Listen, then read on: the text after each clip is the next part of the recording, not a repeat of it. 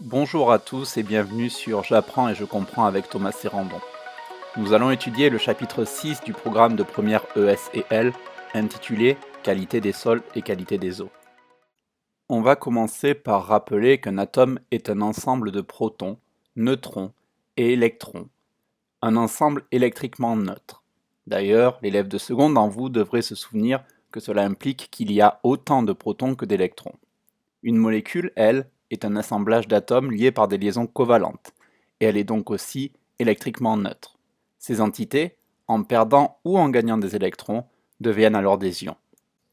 On distingue les ions monoatomiques, issus des atomes, et les ions polyatomiques, issus des molécules. Ils sont cependant généralement divisés en deux catégories, déterminées par leur charge électrique. Les ions chargés positivement sont les cations. Les ions chargés négativement sont les anions. Les cations sont obtenus par des atomes ou des molécules qui ont perdu un ou plusieurs électrons. En effet, il y a alors plus de protons portant une charge plus E, où E est la charge élémentaire, que d'électrons portant une charge moins E, ce qui explique la charge totale positive. Ci-dessous, voici quelques exemples de cations que vous devez connaître pour le bac. Ion sodium, ion calcium, ion cuivre, ion magnésium, ion ammonium, ion potassium et ion hydrogène, souvent trouvés dans l'eau sous une autre forme, H3O+, alors appelé ion oxonium. Les anions, eux, sont obtenus par des atomes ou des molécules qui ont gagné un ou plusieurs électrons. En effet, il y a alors moins de protons que d'électrons, ce qui explique la charge totale négative. Et voici quelques exemples d'anions que vous devez connaître. Ion chlorure, ion nitrate, ion phosphate et ion hydroxyde. Dans le sol, on trouve deux types de substances. Tout d'abord, les substances organiques, désignant historiquement les substances créées par les êtres vivants, plantes et végétaux, qui contiennent du carbone, C, et généralement de l'hydrogène, H, de l'oxygène, O, et de l'azote, N. Il y a aussi les substances inorganiques qui sont tous les autres composés, incluant le monoxyde de carbone, CO, et le dioxyde de carbone, CO2. Il est important de rajouter que ces éléments, C, H et O, sont, pour les plantes, des macroéléments, c'est-à-dire des éléments dont la plante a besoin en grande quantité. Pour fixer vos idées, vous voyez s'afficher à l'écran quelques exemples de substances organiques et de substances inorganiques. Avant d'étudier en détail les transferts de matière qui ont lieu dans le sol, commençons par une définition importante, l'humus. L'humus est l'ensemble de la matière organique du sol, issue de la décomposition de la matière organique. Ce transfert de matière organique se fait du haut vers le bas. La plante va trouver les macroéléments carbone, hydrogène et oxygène dans le dioxyde de carbone, CO2, le dioxygène, O2, et l'eau, H2O. Elle va trouver ce qui lui manque dans le sol, ce sont les oligoéléments, les éléments dont la plante a besoin en plus petite quantité. Pour vous en souvenir, pensez à oligarchie. Ils sont, pour la plupart, sous forme d'ions. Grâce à la photosynthèse, qui est étudiée en SVT, la plante produit de nouvelles substances organiques qui se décomposent ensuite en humus. Le transfert de matière minérale, lui, se fait majoritairement du bas vers le haut. La roche-mère, partie la plus profonde du sol, que l'on étudiera cette année, va se fractionner en suivant ce schéma et finira par donner de l'argile. Cette argile va ensuite pouvoir se dissoudre pour donner les substances minérales, celles-ci se trouvant sous forme ionique. C'est d'ailleurs celles-ci qui sont utilisées par la plante lors de la photosynthèse. Cependant, une partie du transfert se fait vers le bas. Une partie des substances minérales est issue de la décomposition des substances organiques. C'est peut-être le moment de faire un petit point historique, en vous disant que le potassium doit son symbole K au latin kalium, qui signifie cendre de plante. La rencontre de ces deux flux de matière donne naissance à des agrégats d'humus et d'argile, appelés complexes argilo-humiques. L'espace qui existe entre ces agrégats permet le passage de l'eau qui va alors faire des échanges avec les racines et les agrégats. L'eau qui ruisselle entre les agrégats contient des anions et des cations. Pour étudier l'interaction entre le complexe argilo-humique, que je nommerai désormais CaH, et l'eau, on va faire deux expériences. On va prendre deux solutions colorées différentes, l'une dont la couleur est due à un cation, l'autre à un anion. On va faire passer cette eau à travers un filtre contenant une terre riche en CaA, ce qui nous permettra d'étudier l'interaction qui existe entre l'eau et le CaH. Et nous allons nous intéresser à la couleur du filtrat, c'est-à-dire l'eau, après qu'elle soit passée à travers cette terre riche en complexe argilo-humique. On remarque que l'eau dont la couleur est due à un anion n'a pas perdu sa couleur, alors que l'eau dont la couleur est due à un cation est devenue transparente. Cela nous indique que le CaH est une entité capable de retenir les ions positifs, mais pas les ions négatifs. On en déduit que la surface du CaH est donc chargée négativement. Ainsi, le CaH du sol est capable de fixer les cations. Il est toutefois possible que certains anions puissent se fixer sur des cations déjà présents. Mais, pour ce qui concerne votre apprentissage, concentrez-vous sur la phrase suivante. Le CaH est chargé négativement et retient les ions positifs, mais pas les ions négatifs. Nous allons maintenant expliquer pourquoi le CaH est crucial pour la bonne croissance des plantes. Comme vous le voyez sur le schéma, l'eau ruisselant entre les agrégats du sol et les racines contient des ions. Le CaH, lui, est capable de capter les cations lorsque ceux-ci passent à proximité et possède à sa surface des cations apportés par des ruissellements antérieurs. Certains ions, cations et anions indistinctement, vont être captés par les racines. Cependant, on remarque que l'eau qui est schématisée ici est riche en ions calcium, symbolisés par les boules jaunes, mais très pauvre en ions potassium, symbolisés par les boules violettes. C'est alors que l'on comprend toute l'importance du CaH. Il va libérer les ions potassium précédemment retenus pour qu'ils se trouvent dans l'eau et que la racine les capte, ce qui est symbolisé par les flèches 1 puis 2. Ce faisant, le CaH va pouvoir capter un autre cation, symbolisé par la flèche 3, pour faire des réserves. Le complexe argilo-humique est donc, en quelque sorte, le garde-manger de la plante, permettant d'équilibrer la composition de l'eau pour que la racine puisse capter les cations nécessaires. Il est toutefois important de remarquer que les anions qui n'ont pas été captés par les racines ne pourront pas être retenus par le CaH et continueront donc leur trajet souterrain. On dit qu'ils sont lessivés, ce lessivage étant symbolisé par la flèche numéro 4.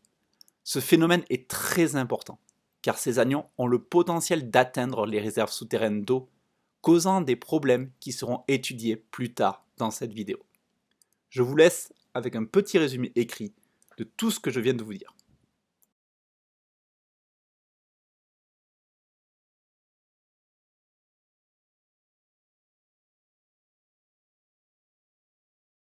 Nous venons juste de voir que le sol n'était pas capable, à travers le complexe argilo-humique, de faire des réserves en anions. Ainsi, il se peut que le sol manque en éléments phosphore, P, et azote, N, car ces éléments sont trouvés dans des anions. Comment pouvons-nous donc assurer une croissance optimale des plantes? Tout simplement, comme le montre ce diagramme, avec les engrais et les produits phytosanitaires, chacun ayant un rôle bien particulier. Les premiers favorisent la croissance de la plante en les nourrissant. Les plus répandus sont les engrais NPK. Comme leur nom l'indique, ils apportent du potassium, K, du phosphore, P, et de l'azote, N, sous diverses formes. Il est important de noter, pour le bac, que l'azote est apporté sous forme ionique NO3-, ion nitrate, et que cela aura son importance dans la partie qualité des eaux. Les seconds protègent et ou soignent les plantes des parasites, des maladies et des espèces concurrentes. Les fongicides tuent le fungus, les champignons, les insecticides, les insectes, et les désherbants, les mauvaises herbes. Il est temps de passer à la partie sur la qualité des eaux. Dans cette partie, nous étudierons les 3 types d'eau de consommation. En premier, l'eau du robinet, prélevée dans la nature et traitée pour être potable. Sa composition chimique peut varier légèrement au cours du temps. On pourra aussi rencontrer l'eau de source. L'eau de source est prélevée dans la nature et n'est pas traitée. Sa composition chimique, elle aussi, peut varier légèrement au cours du temps. Et finalement, nous avons aussi l'eau minérale, une eau de source particulière, car premièrement, bénéfique pour la santé, on dit qu'elle a des vertus thérapeutiques, et dont la composition ne varie pas grâce à la lente filtration qu'elle subit à travers les roches avant de sortir. Pour caractériser une eau, on étudie sa composition chimique, qui est déterminée par son pH, sa concentration massique en chacun des minéraux présents, et son résidu à sec. On rappelle que la concentration massique, exprimée en grammes par litre, est la masse de minéraux que l'on trouve dans 1 litre de cette eau. Voici quelques éléments qui pourraient vous servir en tant qu'éléments culturels lors d'une rédaction. Sans pour autant être capable de déterminer la concentration massique d'un ion, les tests d'identification que vous avez déjà vus en 3e et en seconde permettent de déterminer la présence de certains ions dans une eau. Pour cela, on prélève un peu d'eau à tester dans un tube à essai et on rajoute quelques gouttes d'un réactif sélectionné pour former un précipité en présence d'un ion précis. Par exemple, les ions chlorure Cl- forment un précipité blanc qui noircit à la lumière en présence de nitrate d'argent. Attention toutefois à l'interprétation des résultats. Si un test est positif, c'est-à-dire qu'il y a formation du précipité, cela indique que l'ion est présent. Par contre, un test négatif n'indique pas forcément que l'ion est absent. Il se peut qu'il soit tout simplement trop rare dans la solution pour que le précipité soit visible à l'œil nu. Il est très important de savoir si une eau peut être consommée par un être humain sans risque. On définit une eau potable comme une eau qui peut être bue durant toute une vie sans effet négatif sur la santé. On se base sur plusieurs critères pour définir la potabilité d'une eau. Tout d'abord, la qualité chimique. Certaines espèces doivent avoir une concentration inférieure à une valeur limite. Le pH doit être proche de 7. On rappelle qu'un pH inférieur à 7 correspond à une solution acide et un pH supérieur à 7 à une solution basique.